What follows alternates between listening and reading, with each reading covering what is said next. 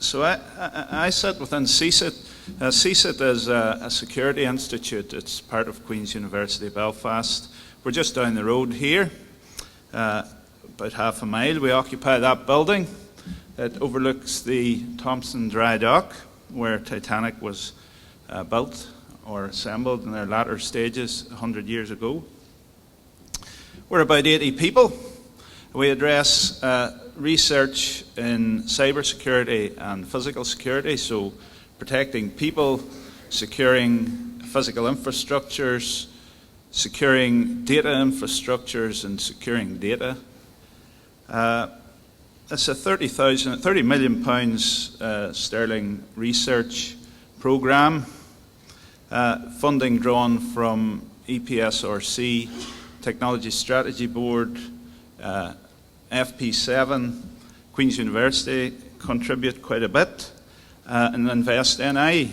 And we have a number of commercial members as well.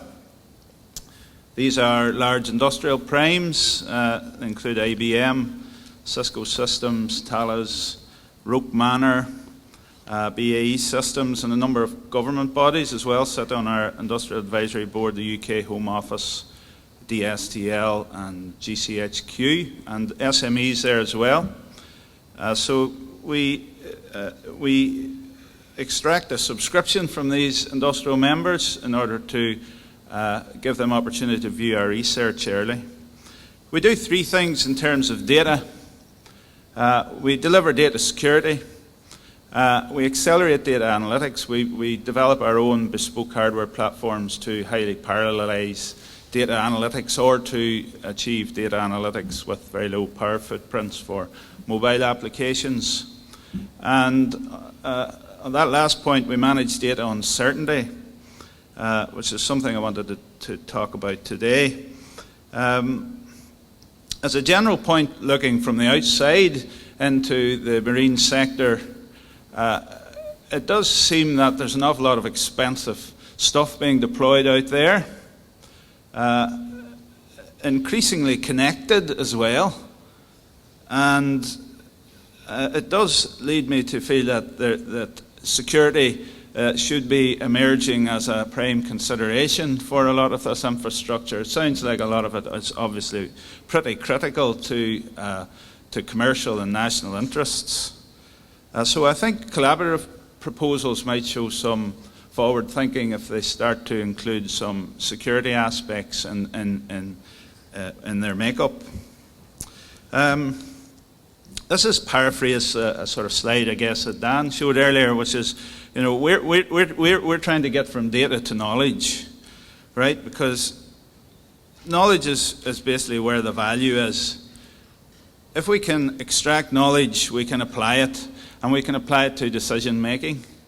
So for us, the key focus is decision making because we develop autonomous systems.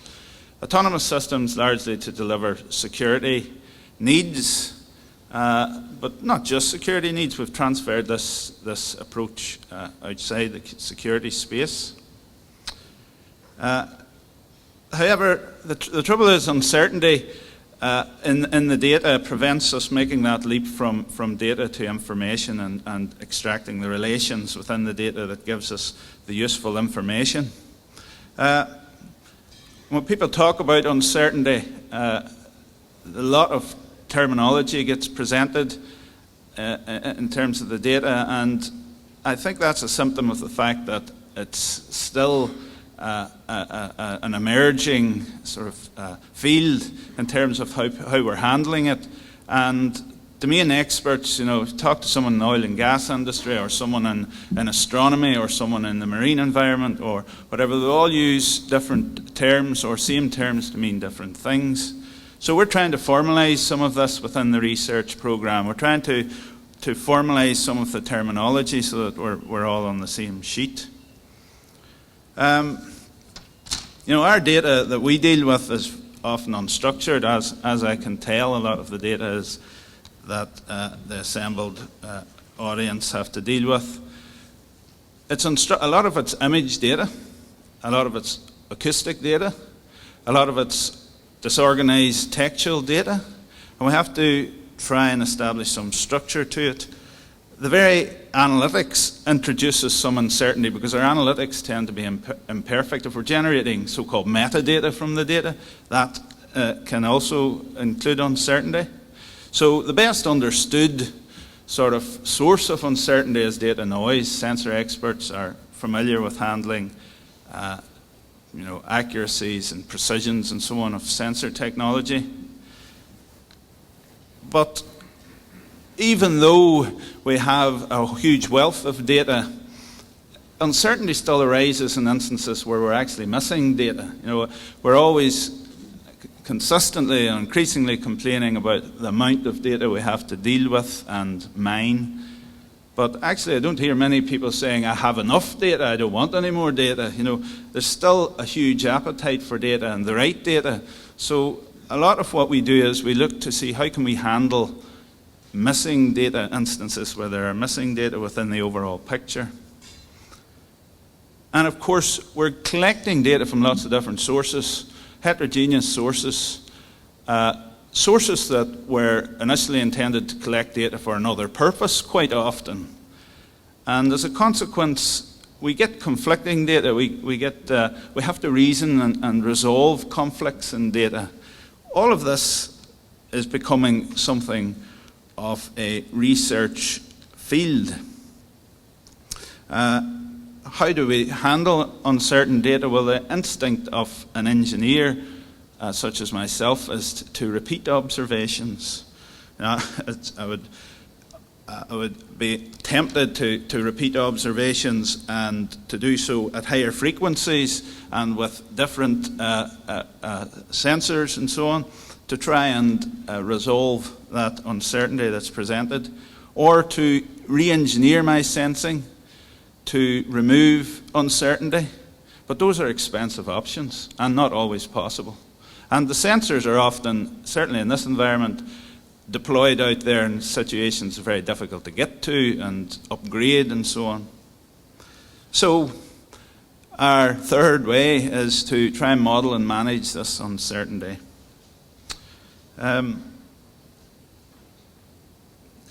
Once we have a good way of handling uncertainty, it gives us the ability to make decisions. And that's the ultimate goal here. For us, we're developing autonomous systems. We're developing systems that understand their environment. They have a belief about what's going on in the environment. They have some implicit goals, and they may absorb some explicit goals from control points within a system. They may share goals, collaborate to achieve goals, and ultimately they have an intent how to get to their goal. Data changes their beliefs, and so there's belief revision to manage changes in the environment. And reasoning ultimately leads to a decision, a plan of action to achieve changes in the environment that the agent requires. We deploy this in a number of scenarios. I tried to pick one relevant to the audience. We've deployed this on a terrestrial power distribution network. SCADA systems, our supervisory control and data acquisition systems, are widely deployed out in our infrastructures and particularly pervasive within power distribution. And I'm quite sure pervasive within a lot of the infrastructures that we've been hearing about the last day or two. We break this down, very similar actually, if you're familiar with the object-oriented programming concepts. We break this down into agents, generation and distribution agents and consumption agents, including human agents. We model this, we simulate this. We use real data to enhance our simulators and test what happens when things go wrong and so on. I think there's some interesting crossovers with some of the technologies that are being developed in the marine sector. If uncertainty is robbing us basically of the value of our data. And this emerging field, which is really just emerging from the theoretical into the practical, and we're beginning to apply it now with some success, it's beginning to bear fruit. It's domain dependent at present, so it's not generic. We're having to tailor it, the uncertainty treatment for specifically for particular domains. And we are having to handle it because in the vast majority of cases it can't be eliminated. But by modelling it and quantifying it appropriately and developing these reasoning algorithms that I've been mentioning, we're starting to leverage new values in the data that previously were not available to us. And for autonomous systems, it's an absolute necessity that this research bears some fruit. Because autonomous systems are becoming collaborative. That is, we don't treat these systems like remote control agents any longer. We take instructions from them, or we will do. We'll learn to collaborate, we'll learn to empathise with them and so on. And uncertainty is a big part of human life. It's a big part of autonomous system life. And this emerging research, I think, has got some interesting applications within your own sector.